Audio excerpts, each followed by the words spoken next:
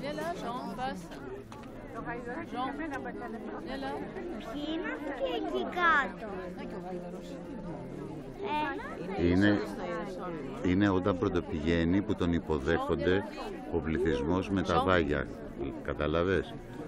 Που εμφανίστηκε στην πόλη των Ιεροσολύμων, καβάλα πάνω σε ένα αλογάκι και ο κόσμος τον υποδέχθηκε και του είπε καλώς ήρθες κτλ. Αυτή είναι η στιγμή της εισόδου. Και κρατάνε βάγια για τον πανηγυρισμό και γι' αυτό και λέμε Κυριακή των Βαΐων. Οκ, Ανθή? Τέλεια.